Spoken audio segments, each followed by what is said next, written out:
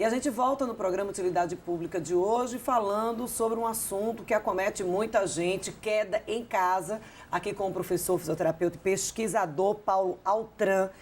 A gente já falou aí das possibilidades de fratura em casa, como é que esses acidentes acontecem na maioria das vezes.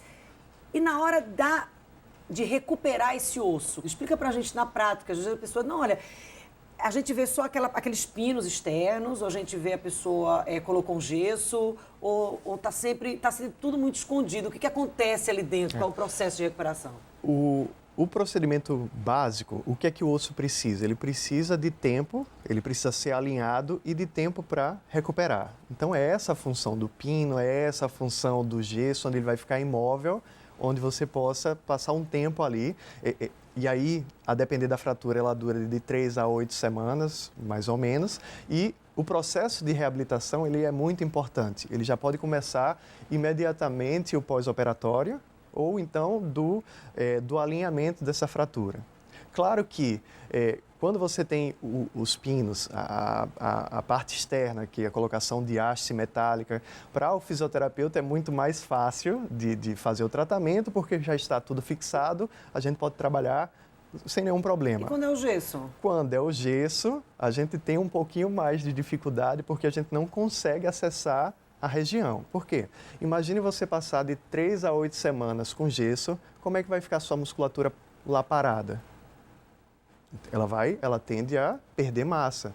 Que, assim, se nosso corpo ele não usa, para que ele vai deixar forte? Então, existe a perda de massa porque está uma perna ou um braço imobilizado. Então, muitas vezes o gesso ele tem pequenas aberturas onde a gente possa colocar a estimulação para que esse músculo ele não perca tanta massa e na hora que ele tire o gesso, ele já fique pronto para aguentar essa carga. Mas pode haver esse entendimento, por exemplo, o paciente chegou lá, colocou, o médico orientou, colocou o gesso, e aí na hora da fisioterapia, o fisioterapeuta identificar e solicitar isso?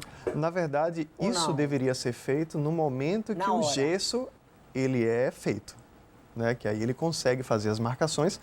Provavelmente, na hora de fazer o gesso, o médico ou talvez até o fisioterapeuta da equipe poderia fazer as marcações, abriria os espaços e aí quem fosse cuidar da reabilitação faria o resto. Porque assim, causa um prejuízo bem maior, porque você vai tentar ali, você imobiliza para consertar, para realinhar um osso, por exemplo, e aí você acaba atrofiando toda a musculatura que não tem nada a ver, né, com o osso que você fraturou. Exatamente.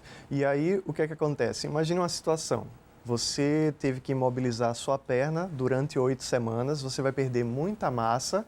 Até na hora de você ficar em pé, quem garante que você não vai ter uma perda de equilíbrio? Quem garante, se você não tiver o cuidado, que vai cair novamente? Então, existem artifícios onde a gente possa otimizar esse tempo de reabilitação, sim. Esse é um ponto. Outro ponto que eu queria abordar com o senhor é a questão do preenchimento. Como é que é feito isso? Muitas vezes há necessidade de enxerto. E aí as pessoas estão habituadas, quando a gente fala enxerto, a falar mais, por exemplo, de pele, fazer um enxerto de massa, mas de osso também. De osso também existe. O que é que leva a fazer o processo de enxertia? Imagine que você tem um osso longo e perdeu muito osso no trauma.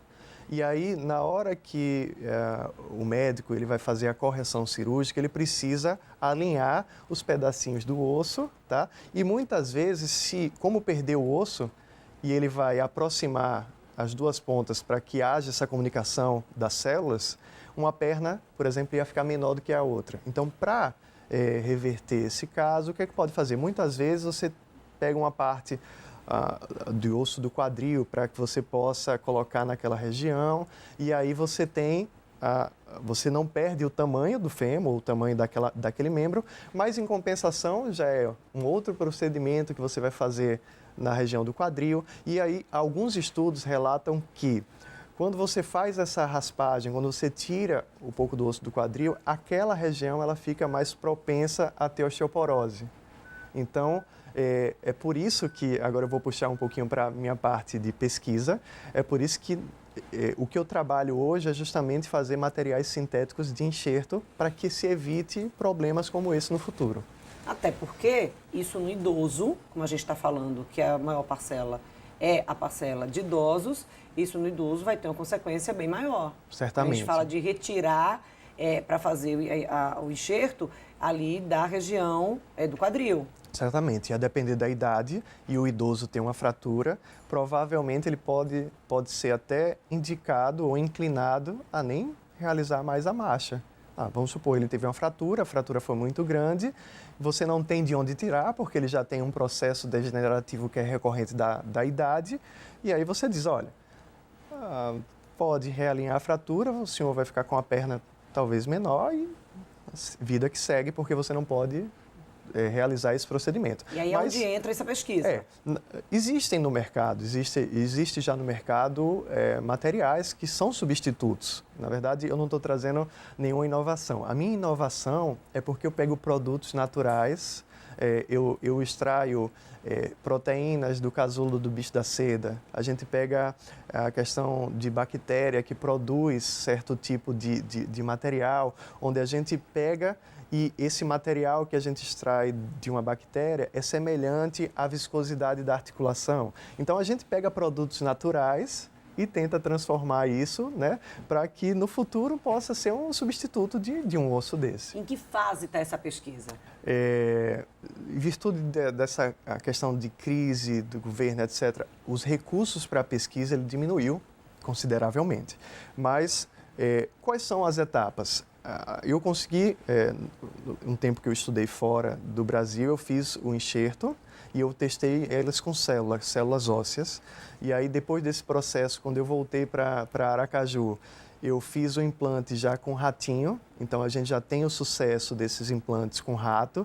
Aí, a gente precisa de outro animal para depois e a gente subindo na cadeia até poder estar disponível para a população. Ou seja, fase de testes. Fase de testes. E demora. Fase de testes, que é uma fase prevista mesmo para esse tipo de...